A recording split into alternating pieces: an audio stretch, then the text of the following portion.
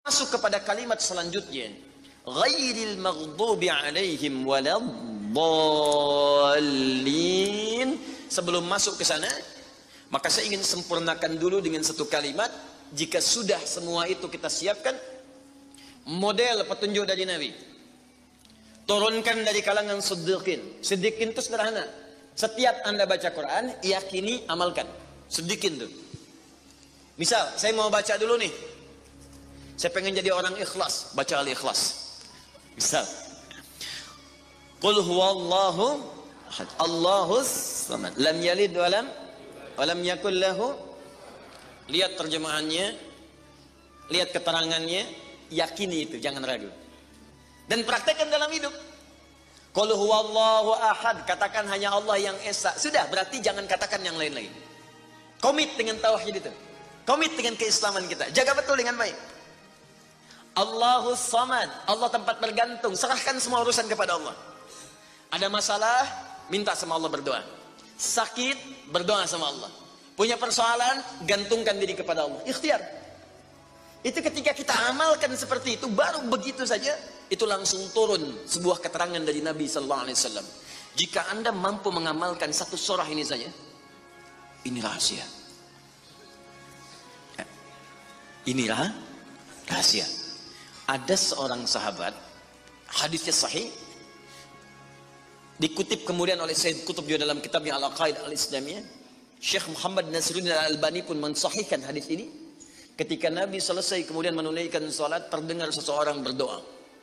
Perhatikan doanya. Doanya menggunakan pembuka surat Al-Ikhlas. Saking yakinnya Siddiq dengan ayat ini, dan dia mengamalkan kandungan isi surahnya, dia membuka doanya dengan surah ini. Saking yakinnya dengan surah ini. Perhatikan kalimatnya. Allahumma ushhidu bi annaka antal ahadus samad, alladzi lam yalid wa lam yulad wa lam yakul lahu kufuwan ahad.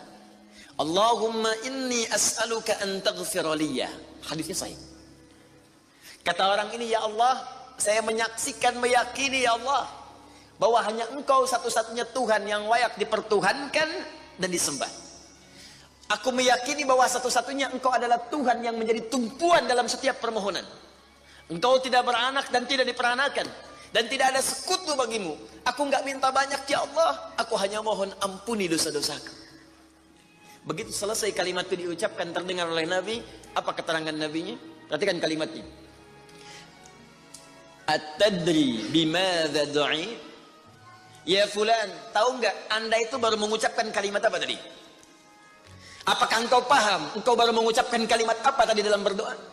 Kata orang ini, wallahu wa rasuluhu a'lam. Ya Rasul, saya enggak paham apa yang dimaksudkan kecuali Allah dan Rasul yang lebih mengetahui. Ini adab. Adab, walaupun gini, kalau Anda sedang mengerjakan sesuatu dan Anda paham dengan itu, kalau ada orang lebih pintar daripada kita, ustadz, ulama, apalagi nabi, nanya pada kita, maka adabnya bilang aja nggak tahu. Karena boleh jadi mereka memiliki hikmah yang belum sampai kita kepadanya. Kalau kita jawab, saya tahu ya Rasul, nggak akan nyampe kalimat nanti. Ya.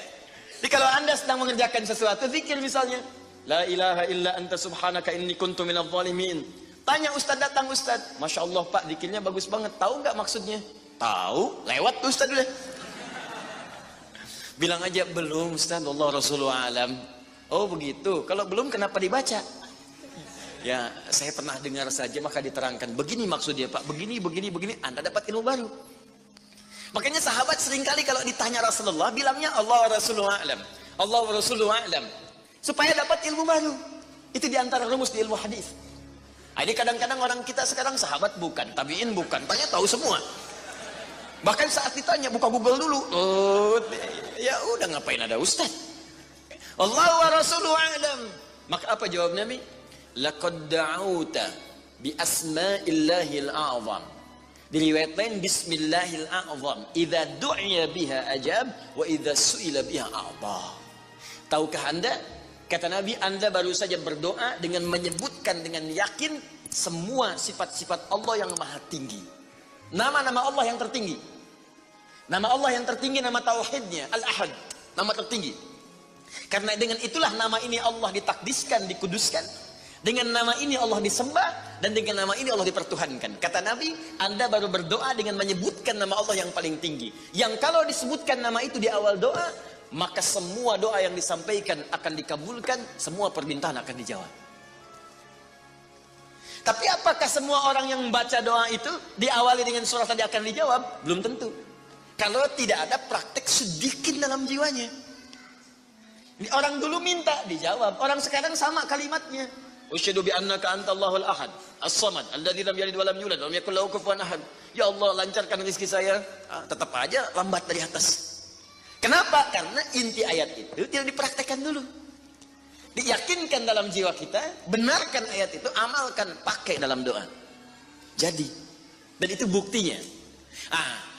Kemudian apa ciri orang yang akan cepat kemudian dirahmati oleh Allah dengan menjadikan 4 contoh yang kemarin sebagai model?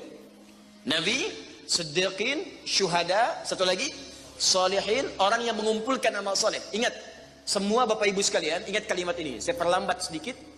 Bonus yang Allah berikan kepada orang yang menjadikan 4 ini sebagai model dalam kehidupan, bonus cepatnya, maka amalan yang ia kerjakan akan mempermudah doa dia dikabulkan. Tadi saya contohkan Siddiqin kan. Syuhada nggak usah ditanya. Orang-orang para syuhada itu bahkan sebelum wafatnya diberikan jalan-jalan kemudahan oleh Allah. Bahkan sebelum wafat kalau benar syahidnya, itu banyak doanya yang dikabulkan. Bukankah para ulama bagian dari mujahid fisabilillah? Berapa banyak para ulama yang mengangkat tangannya dikabulkan? Imam Ahmad bin Hanbal pernah lewat, kemudian ada seorang mengatakan, "Syekh, anak saya sakit, tolong doa kepada Allah." Kata Imam Ahmad, "Kamu ini doa-doa sendiri," katanya. Imam Ahmad ingin mengajarkan, kamu kan masih punya lisan. Kamu masih punya kemudian kekuatan, minta dulu sama Allah supaya ada ikhtiar.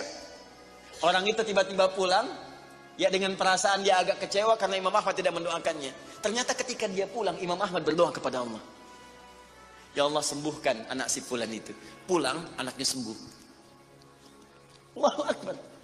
Di doa ulama itu kalau benar kealimannya, kalau benar ilmunya dan khasyahnya kepada Allah, itu hujah di lisannya. Bahkan firasatnya nyata. Kadang dikasih dalam mimpi, kadang kemudian bermohon kepada Allah tanpa diketahui. Ada. Solihin juga demikian. Bahkan turun Quran surah ke-5 ayat 35. Ya. Paling kanan sebelah bawah. Ya ayyuhalladzina amanu taqullaha wabtaghu ilaihil wasilah. Hai orang-orang beriman, tingkatkan terus takwamu kepada Allah dan jadikan takwa itu sebagai wasilah untuk meminta kepada Allah dari apa yang engkau inginkan. Dan kalau Anda cari takwa di Quran, bentuknya amal soleh. Tidak pernah kalimat takwa disebutkan dalam Al-Quran kecuali pada umumnya akan menyebut amal soleh. Contoh, kalimat takwa pertama langsung disebutkan orangnya di Al-Baqarah ayat 2. Dzalikal kitabu la hudal lil. Siapa mutakin orang takwa di sini? Sebutkan ayat 3 dan 4-nya. Alladzina yu'minuna bil ghaib wa yuqimunas. Lihat sini. Iman dulu. Iman, baru kemudian salat. Masih ingat di pertemuan lalu, sebuah amal menjadi soleh kalau didahului oleh apa? Iman. Di iman itu nggak akan dipisahkan dengan amal soleh. Ada iman, maka amal berubah jadi soleh. Dalilnya Quran surah ke-103. Walas innal insana lafi illa alladzina amanu iman wa amilis soleh. Amal soleh. Apa wujudnya amal soleh itu? Jadi rumus cepatnya begini. Iman akan melahirkan sebuah amal yang dengan sifat iman ini menjadi soleh. Kalau iman dipadukan dengan amal soleh, maka akan berubah menjadi takwa namanya. Karena itu ketika Allah menyebutkan kalimat takwa dalam Al-Quran, baik dengan kata benda, ya, noun, muttaqin, muttaqun, atau kata kerja, verb, fi'il, tattaqun, yattaqun, ittaqau, pasti setelahnya akan bertemu dengan iman dan amal saleh. Dzalikal kitabu la hudalil. Siapa muttaqin orang takwa di sini? Alladzina yu'minuna bil ghaib wa iman lis salat. Wa mimma razaqnahum infaq, dan seterusnya. Al-Baqarah 183. Ya ayyuhalladzina amanu kutiba alaikumus. Iman, ya ayyuhalladzina amanu, kutiba alaikumus syiyam, puasa. Kama kutiba alal ladzina min la'allakum taqwa. Jelas? Maka ketika lihat rumusannya, lihat formulanya. Ini agak jarang dibahasnya. Perhatikan formulanya. Kata Allah di Quran surah ke-5 ayat ke-35. Ya ayyuhalladzina amanu, hai orang-orang yang telah beriman. Alhamdulillah modal ini ada. Masih beriman? Alhamdulillah. Berarti modalnya sudah ada kan? Nih, yang dipanggil ini. Hai orang-orang yang telah beriman. Yang belum beriman tidak haid. Ittaqullah. Tingkatkan takwamu kepada Allah. Yang diminta ini. Nantikan rumusnya. Hai orang-orang yang telah beriman, tingkatkan takwamu kepada Allah. Wabtaghu ilaihil wasilah, dan carilah dengan peningkatan takwa ini wasilah untuk mengabulkan doa-doa yang kita mohonkan. Jadi kalau kita ingin cepat dikabulkan doanya, dituntaskan persoalan hidupnya, maka kata Allah rumusnya tingkatkan apa?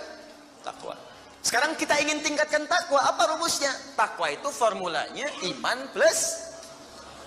Intinya di sini amal soleh. Jadi kalau kita kumpulkan amal soleh, kumpulkan, itu salah satunya ciri meningkatkan takwa. Kenapa takwa ditingkatkan? Untuk mengentaskan problem kehidupan kita.